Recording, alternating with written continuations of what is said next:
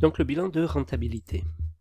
Le bilan de rentabilité, ça consiste à calculer la marge et le résultat brut, mais aussi à analyser les écarts entre l'offre de prix et les valeurs constatées après réalisation.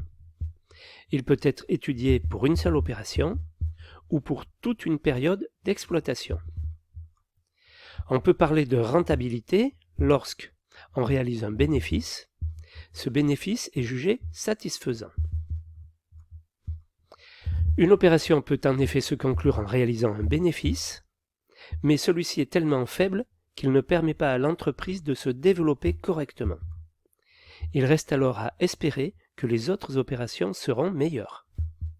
Il est nécessaire de faire le bilan des opérations réalisées afin de détecter ce qui a été préjudiciable. C'est très important. Cela permet de mieux maîtriser les futures offres de prix et améliorer les prochaines opérations. Le bilan global. L'objectif d'un bilan de rentabilité est de calculer la marge et le résultat brut. Lorsqu'il est réalisé pour une opération, il ne faudra pas oublier de prendre en compte les travaux nécessaires à la levée des réserves et au parfait achèvement. Donc il faudrait faire ça, faudrait le revoir au bout d'un an, parce que la période de parfait achèvement, ça peut être 1 an, voire 2 ans pour certains corps d'État. L'établissement du bilan global de l'opération suivra les étapes suivantes. Calculer le déboursé réel de main-d'œuvre, DMO, à partir du débit d'heures productives réellement constaté par le chef de chantier et les chefs d'équipe. Déterminer le déboursé réel de matériaux.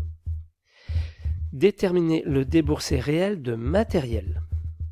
En déduire le déboursé sec réel. Déterminer les frais de chantier réels. Déterminer les frais d'opération réels.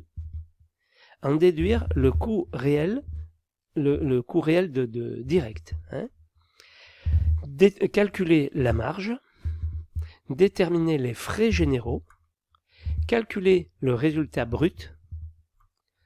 Rappel, marge est égale au total des sommes perçues moins les charges directes réelles. Le coût direct réel, pardon. Le résultat brut est égal à la marge moins les frais généraux. Donc en fait, ça faisait 10 opérations. Les 3 dernières, là, ne devaient pas avoir de petits chiffres devant. Sauf en cas d'énormes problèmes, la marge est toujours positive. Mais attention, cela ne veut pas dire que le chantier est rentable. Vous ferez des exercices et vous comprendrez pourquoi. L'analyse des écarts. Établir le bilan global permet d'obtenir des indicateurs de rentabilité, mais l'analyse est loin d'être complète. Il faut en effet étudier où se situent les écarts et en rechercher les origines. Cela nécessite d'abord de comparer les valeurs de l'étude initiale d'offre de prix aux dépenses réelles.